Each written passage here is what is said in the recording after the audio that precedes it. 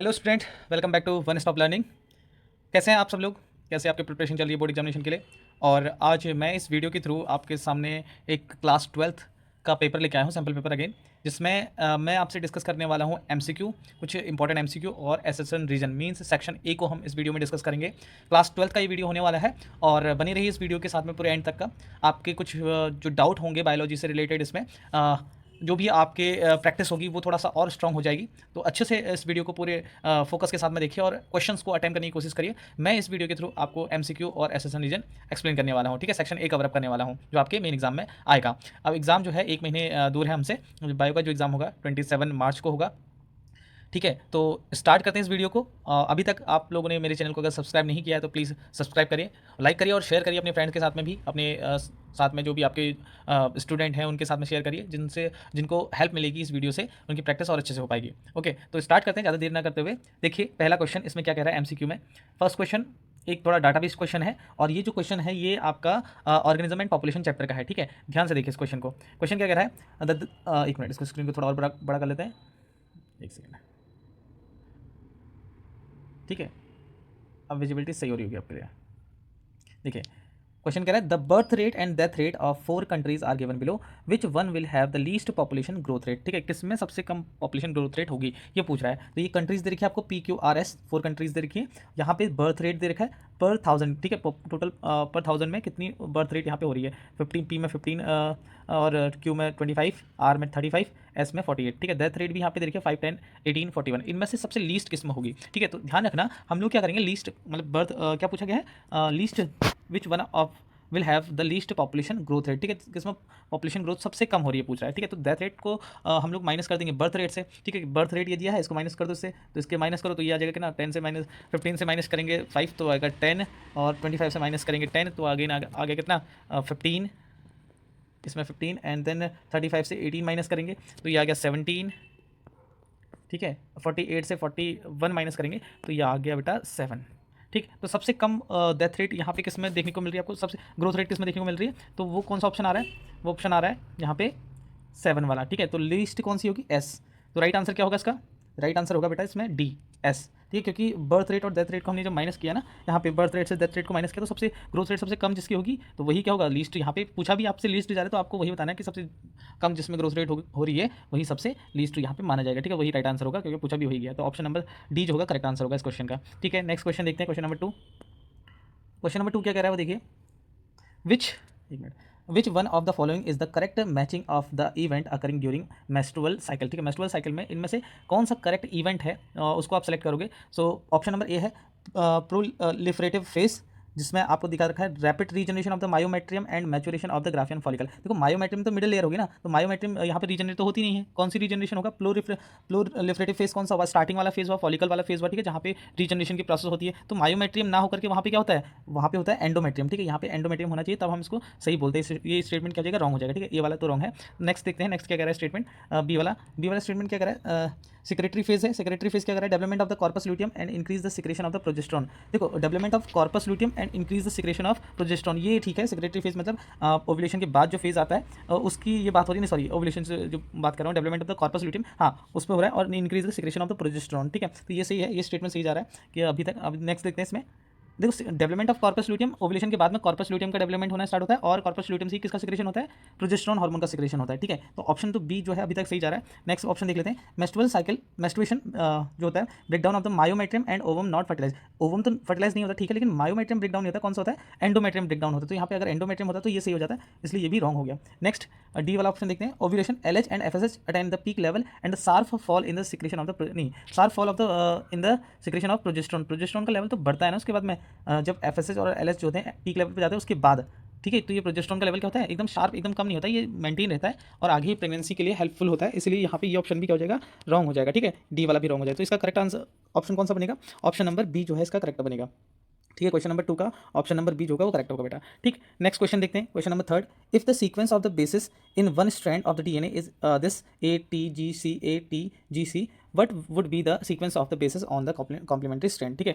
DNA के एक sequence का जो आपको यहाँ पे दे रखा है, न्यूक्लियोटाइड का जो सीक्वेंस दे रखा है नाइट्रोजनस बेसिस का जो सीक्वेंस देखा है इसका कॉम्प्लीमेंट्री स्ट्रैंड में क्या होगा, तो आप ध्यान रखिए कि ए के सामने ऑलवेज ए क्या है, प्यूरिन है, और जी जो है वो भी क्या है, प्यूरिन है। पायरिमिडीन जो होता है थाइमिन और क्या होता है, ये साइटोसिन और यूरासिल होता है। तो डीएनए में 4 होते हैं, ATGC, एडेनिन, थाइमिन, ग्वानिन और साइटोसिन, ठीक है। तो जो प्यूरिन बॉन्ड बनाता है किसके साथ बनाता है, पायरिमिडीन के साथ बनाता है। तो ए के सामने ऑलवेज क्या होना चाहिए, टी होता है, थाइमिन होता है, और जी के सामने क्या होता है, सी होता है, ट्रिपल हाइड्रोजन बॉन्ड के साथ में, यहाँ पे डबल हाइड्रोजन बॉन्ड के साथ में, ठीक है। तो इसी के अकॉर्डिंग देख लीजिए जो इसका सीक्वेंस बनेगा वो क्या बनेगा, इन चारों ऑप्शन में से देखो ए का जो अपोजिट जाएगा, ए का अपोजिट क्या होगा, टी होना चाहिए, टी का अपोजिट क्या होना चाहिए, ए होना चाहिए, जी का अपोजिट सी, सी का अपोजिट जी, ए का अपोजिट अगेन टी, टी का अपोजिट ए, एंड जी का अपोजिट सी, सी का अपोजिट जी, एंड ए का अपोजिट टी, ठीक है। तो टी से स्टार्ट हो रहा है, टी पे खत्म हो रहा है, तो ये हो गया ऑप्शन नंबर सी। सीधे सीधे आंसर इसका ऑप्शन नंबर सी हो गया, ठीक है। तो ये हो गया क्वेश्चन नंबर 3 का जो आंसर होगा वो होगा सी, ठीक है। नेक्स्ट क्वेश्चन की बात करते हैं, क्वेश्चन नंबर 4 देख लीजिए। क्वेश्चन नंबर 4 अगेन एक आपको टेबल मैच करना है, इसमें से आपके ऑप्शन कौन से करेक्ट जाएंगे वो देख लीजिए। क्वेश्चन नंबर 4 पे हम आ गए। ये correct the select the correct match, ठीक है। करेक्ट मैच को आपको सेलेक्ट करना है। जीन दे रखा है, टारगेट इंसेक्ट दे रखा है यहाँ पे। क्राई फर्स्ट AC, ओके, उसके सामने दिखा है cotton bollworm. Cry second AB, corn borer, और क्राई फर्स्ट AB, इसको आगे लिखा है कॉटन बॉलवॉर्म, ठीक है। अब इसका जो करेक्ट सीक्वेंस जाएगा वो क्या जाएगा वो देख लीजिए। ए के साथ में जो बैठेगा यहाँ पे करेक्ट मैच, कौन सा करेक्ट मैच हो रहा है, ठीक है। करेक्ट मैच की हम बात कर रहे हैं यहाँ पे। तो जो BT कॉटन वाला यहाँ पे कॉन्सेप्ट लग रहा है, क्राइजीन हम कहाँ से लेते हैं, बेसिलस thuringiensis से, ठीक है। बेसिलस thuringiensis एक बैक्टीरिया है जिससे हम लोग जीन को एक्सट्रैक्ट करते हैं, और ये जीन जो होते हैं वो प्लांट को सॉरी किसी भी ऑर्गेनिज्म को हम लोग क्या करते हैं, मॉडिफाई करते हैं, मतलब ट्रांसजेनिक बनाते हैं। और बेसिकली हम लोग प्लांट पे एक्सपेरिमेंट करते हैं, हमने कॉटन प्लांट को और कॉर्न बोरर को, ठीक है, इनको हमने क्या रखा है, मॉडिफाई कर रखा है, जिससे ये इंसेक्ट पेस्ट रेजिस्टेंस प्लांट बन जाते हैं, ठीक है। तो BT टॉक्सिन जो जीन होता है, क्राई फर्स्ट AC, ये जो जीन है ये किसको कंट्रोल करता है, ये कॉटन बोलवर्म को कंट्रोल करता है, ठीक है, इसको कंट्रोल कर रहा है। एंड क्राई सेकंड AB जो है वो कॉर्न बोरर को कंट्रोल कर रहा है, ये भी सही है यहाँ पे। एंड क्राई फर्स्ट AB जो है ये कॉटन बोलवर्म को के लिए उसको कंट्रोल करता है, उसकी पॉपुलेशन को कंट्रोल करता है। तो एक्चुअल में ये तीनों के तीनों करेक्ट मैच ऑलरेडी हैं, ठीक है। अगर देखा जाए तो तीनों के तीनों करेक्ट मैच ऑलरेडी हैं, ठीक है। तो आपको क्या क्वेश्चन में क्या पूछा गया, सेलेक्ट द करेक्ट मैच, तो तीनों के तीनों करेक्ट मैच हैं, तो यहाँ पे ऑप्शन A ओनली नहीं, तीनों के तीनों सही है, तो ऑप्शन नंबर D हो जाएगा बेटा। इसमें तीनों के तीनों करेक्ट हैं, A B और C, तीनों के तीनों सही जा रहे हैं, ठीक है। क्राई NCERT में भी है, cry first AC cotton bollworm के लिए होता है, और एक सेकंड, क्राई सेकंड AB जो होता है कॉर्न बोरर के लिए होता है, और क्राई फर्स्ट AB जो है ये कॉटन बॉलवॉर्म के लिए होता है, ठीक है। तो ध्यान रखना, कॉटन बॉलवॉर्म जो BT कॉटन है आपके इसमें, ठीक है, कॉटन के लिए जो होता है वो 2 जीन होते हैं, एक सेकंड इसमें लिखा भी नहीं जा रहा है, कॉटन के लिए क्या होते हैं, 2 जीन होते हैं, कौन कौन होते हैं, क्राई फर्स्ट AC एंड क्या होता है, क्राई फर्स्ट AB, ये 2 जीन जो होते हैं ये कॉटन बॉलवॉर्म के लिए होते हैं, और क्राई सेकंड AB जो होता है कॉर्न बोरर के लिए होता है। ये NCERT में लाइन है डिटो, ठीक है। एक चीज़ और ध्यान में रख लेना, क्राई का मतलब होता है बेटा क्रिस्टलाइन प्रोटीन बनाता है कौन, बेसिलस thuringiensis बैक्टीरिया। उसके पास जो जीन होता है ना, ये जो जीन होते हैं ये जीन क्या करते हैं, क्रिस्टलाइन प्रोटीन बनाते हैं, जो प्रोटॉक्सिन फॉर्म में देखने को मिलता है। और ये प्रोटॉक्सिन जब किसी एल्कलाइन मीडियम में जाता है तो ये क्या होने लगता है, सॉल्युबल होने लगता है, कन्वर्ट होने लगता है किसमें, टॉक्सिन में। और यही टॉक्सिन जो है इन इंसेक्ट के लिए, इन वॉर्म के लिए, इन पेस्ट के लिए क्या होने लगता है, उसको हार्म क्रिएट करता है, मतलब उनकी बॉडी में उनको किल कर देता है, जिसकी वजह से उन पेस्ट की डेथ हो जाती है, ठीक है। तो इसको हम लोग किसी प्लांट को, जैसे हमने मॉडिफाई कर रखा है, कॉटन वाला प्लांट जेनेटिकली मॉडिफाइड कर रखा है, ठीक है, वहाँ पे यूज़ किया जाता है। बायोटेक्नोलॉजी का ही क्वेश्चन था, ठीक। आई होप कि ये समझ में आ गया होगा आप लोगों को। नेक्स्ट क्वेश्चन देखें, क्वेश्चन नंबर 5।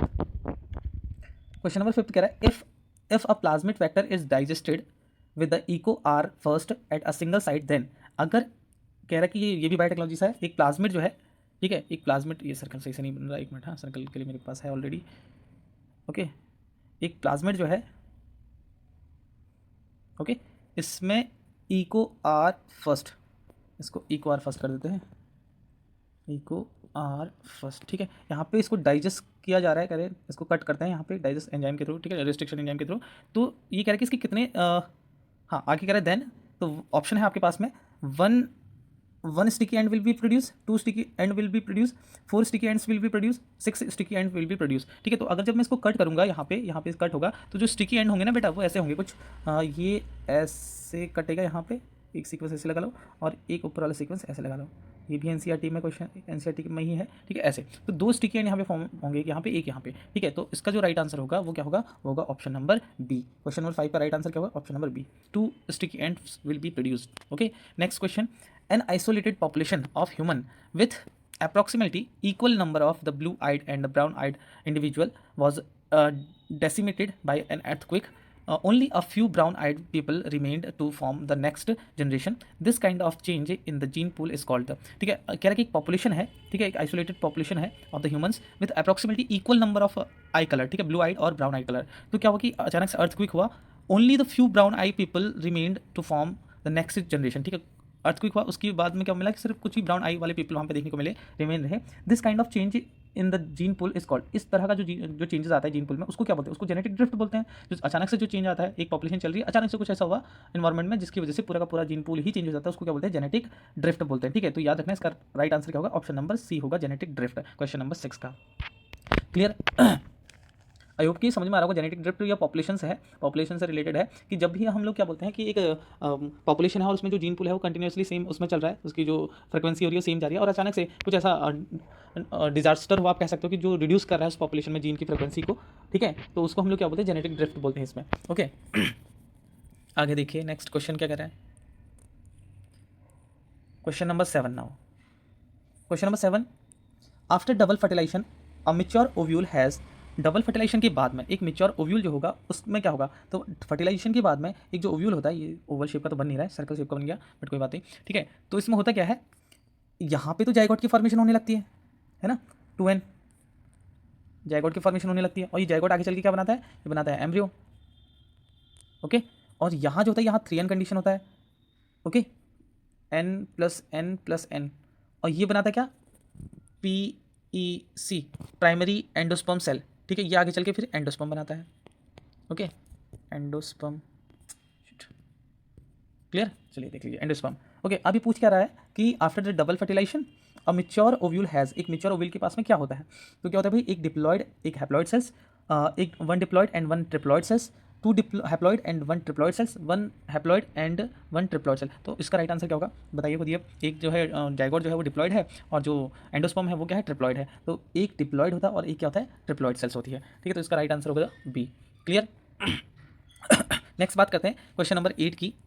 ये पहले चैप्टर से है ये वाला क्वेश्चन, 7th वाला. Question number 8, injection of the antitoxin in tetanus confirms which type of immunization. ठीक है, किस तरह का इम्यूनाइजेशन होता है, एंटी टॉक्सिन देना टिटनस वाले उसमें. ठीक है, antitoxin in the tetanus confers which type of immunization. तो भैया जब हम रेडीमेड वो देते हैं, कोई बाहर से एंटी टॉक्सिन देते हैं या फिर उसका एंटीटोड देते हैं, तो उसको हम किस में काउंट करते हैं, पैसिव इम्यूनिटी में काउंट करते हैं. ठीक है, याद रखना. तो ये कौन सा, इसका राइट आंसर क्या हो जाएगा, पैसिव इम्यूनाइजेशन हो जाएगा.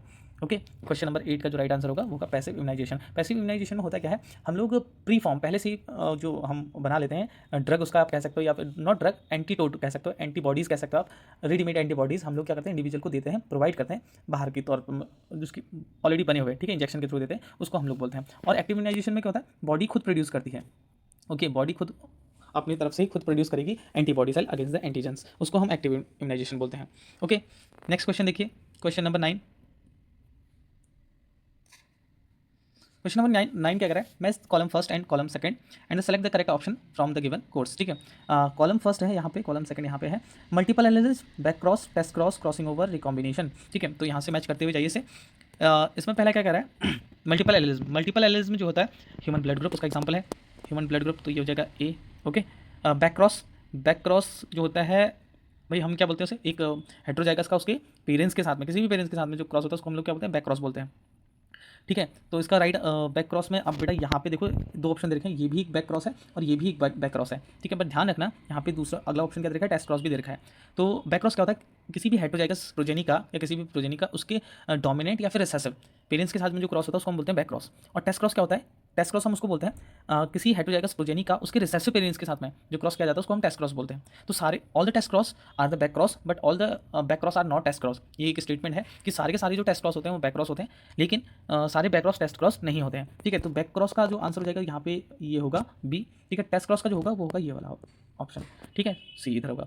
नेक्स्ट कह रहे हैं क्रॉसिंग ओवर. क्रॉसिंग ओवर क्या होता है भाई, यहाँ पे क्रॉसिंग ओवर ध्यान देना कि जीन्स का एक्सचेंज होता है दो नॉन सिस्टर क्रोमेटिड के बीच में ड्यूरिंग द मियोसिस फर्स्ट में भी प्रोफेज फर्स्ट में भी पैकेटिन जो स्टेज होती है उसमें क्या होता है कि जीन्स का एक्सचेंज होता है दो नॉन सिस्टर क्रोमेटिड के बीच में, जो क्रोमेटिड होते हैं उनके बीच में जीन्स का एक्सचेंज होना, उसी को हम लोग क्या बोलते हैं, क्रॉसिंग ओवर बोलते हैं. तो नॉन सिस्टर क्रोमेटिड यहाँ पे दिया हुआ है. ठीक है, तो ये हो जाएगा कौन सा, D.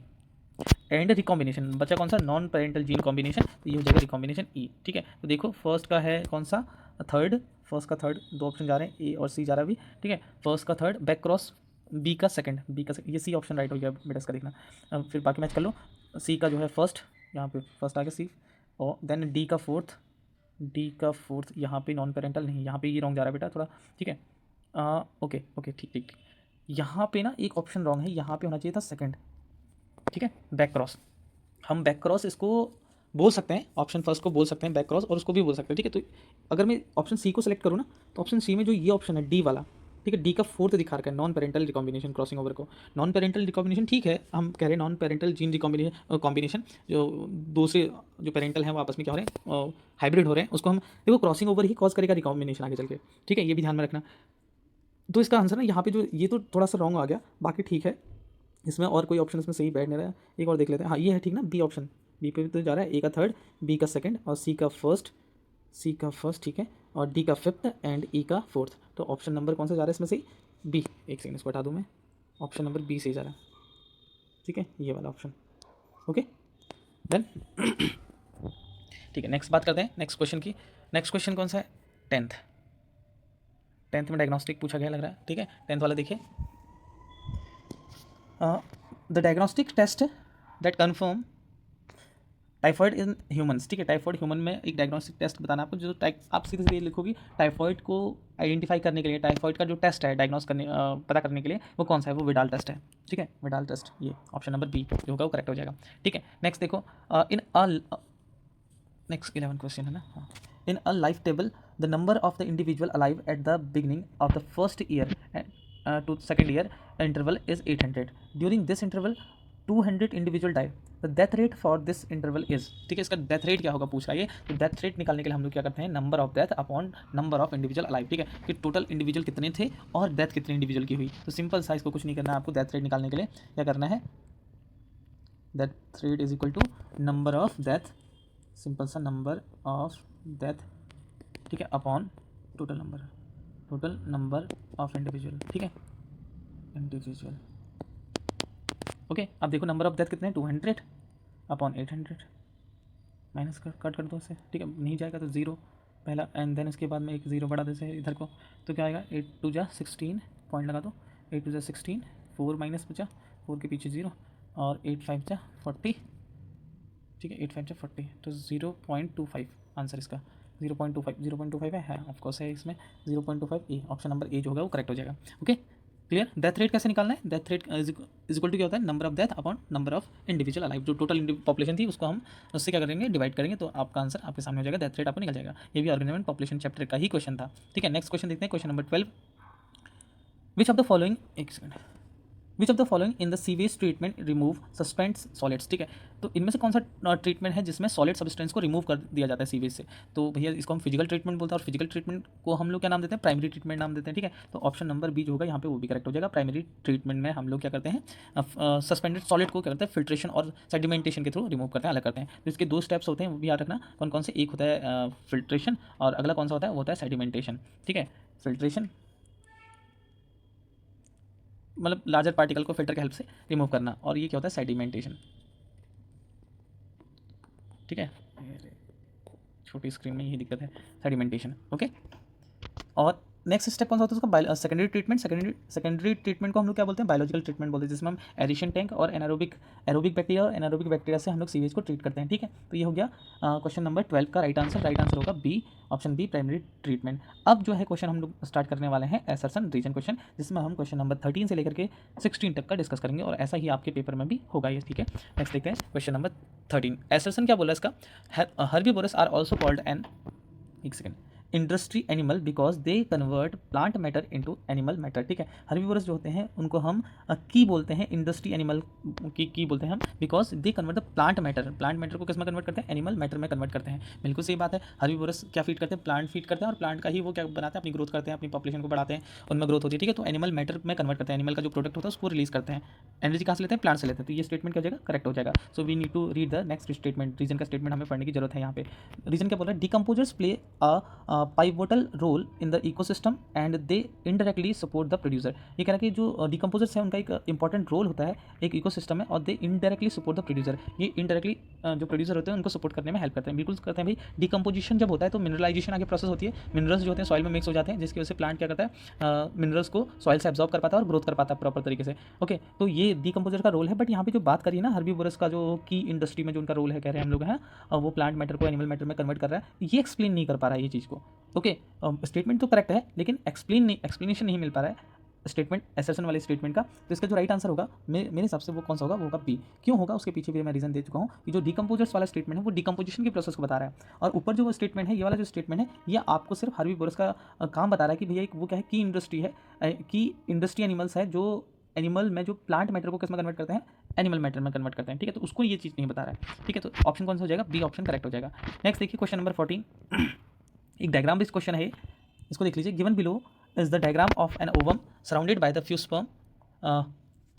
One of the sperm is observed to penetrate A of the ovum. Study the figure and comment upon the appropriateness of assertion and reason. ठीक है, तो ये ओवम का स्ट्रक्चर दिखाई दे रहा है, ये स्पर्म दिखाई दे रहे हैं, और इससे रिलेटेड आप assertion रीजन पूछा गया होगा नीचे, उसकी बात कर लेते हैं। देखिए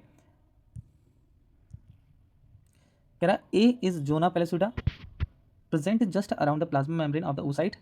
ए जो है वो जोना पेलिसिडा है, जो किसकी बात प्रेजेंट होती है, प्लाज्मा मेम्ब्रेन के बाद प्रेजेंट होती है, oocyte के, oocyte मतलब ओवम सेल के। बिल्कुल सही बात है भाई, प्लाज्मा मेम्ब्रेन के बाद में क्या प्रेजेंट होता है, जोना पेलिसिडा प्रेजेंट होता है। जोना पेलिसिडा एक लेयर है जो प्रोटेक्ट करती है इसको, ओवम सेल को प्रोटेक्ट करने का काम करती है, और इसके बाहर जो 3 to 4 सेल की जो टूटी हुई लेयर जो दिख रही है ना सेल्स की, इस लेयर को हम लोग क्या बोलते हैं, कोरोना रेडियाटा बोलते हैं। ठीक है, कोरोना रेडियाटा इस सेल को, इस लेयर को। ठीक है, फिर कह रहा है कि रीजन, तो स्टेटमेंट क्या है, ये स्टेटमेंट एसर्शन का बिल्कुल सही है। रीजन का स्टेटमेंट देखिए, A initiates acrosomal reaction of the sperm and also prevent the polyspermy. बिल्कुल सही बात है भाई, ए जो होता है वो इनिशिएट करता है एक्रोसोमल रिएक्शन को, मतलब जब स्पर्म यहाँ पे आएगा तो ये क्या करेगा, अपने हेड रीजन से एक्रोसोम से क्या करेगा, एंजाइम को रिलीज करेगा, और यहाँ पे पेनेट्रेट, मतलब यहाँ पे ये टूटेगी, ये लेयर जोना पेलिसिडा की टूटेगी, यहाँ पे स्पर्म को अंदर आने में हेल्प करता है, और बाकी स्पर्म को रोकता है। मतलब जब एक स्पर्म इसके अंदर चला जाएगा, अपना न्यूक्लियस यहाँ पर रिलीज कर देगा, तो जब ये फ्यूजन हो जाएगा तो उसके बाद क्या करता है, जो बाकी स्पर्म है उसको तोड़ नहीं पाते हैं, ये जोना पेलिसिडा की जो लेयर है वो और थिक होने लगती है, पॉलीस्पर्मी को प्रिवेंट करता है। ठीक है, तो ये बिल्कुल करेक्ट स्टेटमेंट है, और ये इसको एक्सप्लेन भी कर रहा है। देखो,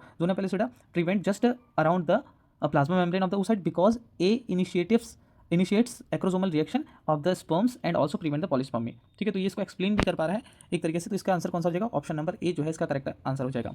ठीक है, इस क्वेश्चन का। नेक्स्ट देखिए क्वेश्चन नंबर 15, 2 क्वेश्चन बचे हैं लास्ट में एसर्शन रीजन के, वो देख लीजिए जल्दी से। क्वेश्चन नंबर 15 क्या कर रहा है, distribution of the age group, ये फिर से ऑर्गेनिज्म एंड पॉपुलेशन का आ गया, इसमें ज़्यादातर ऑर्गेनिज्म एंड पॉपुलेशन वाले क्वेश्चन दिख रहे हैं मुझे, वो देख लीजिए।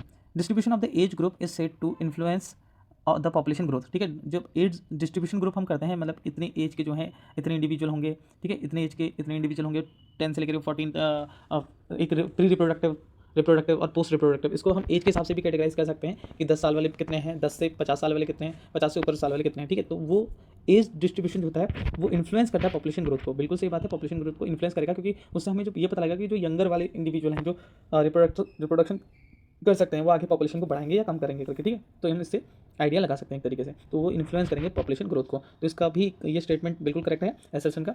नेक्स्ट रीजन का स्टेटमेंट देखिए, population growth is a measure of increase in population over a period of time. ये पॉपुलेशन ग्रोथ को एक्सप्लेन कर रहा है। पॉपुलेशन ग्रोथ क्या है, population growth is a measure of increase in population over a period of time. ठीक है, उसको पॉपुलेशन ग्रोथ बोलते हैं, ये भी बिल्कुल सही स्टेटमेंट है। पॉपुलेशन ग्रोथ की डेफिनेशन दे रखी है, और यहाँ पे पॉपुलेशन ग्रोथ का डिस्ट्रीब्यूशन, या फिर आप कह सकते हो कि पॉपुलेशन ग्रोथ जो हो रही है वो बढ़ेगी कैसे या कैसे इंफ्लुएंस होती है, वो समझा रखा है। दोनों स्टेटमेंट करेक्ट है, बट एक्सप्लेनेशन बिल्कुल भी नहीं है। बी वाला जो है इसका राइट आंसर होगा, क्योंकि जो रीजन का स्टेटमेंट है वो करेक्ट तो है, बट वो एक्सप्लेन नहीं कर पा रहा है किसको, ए को, मतलब एसर्शन को एक्सप्लेन नहीं कर पा रहा है।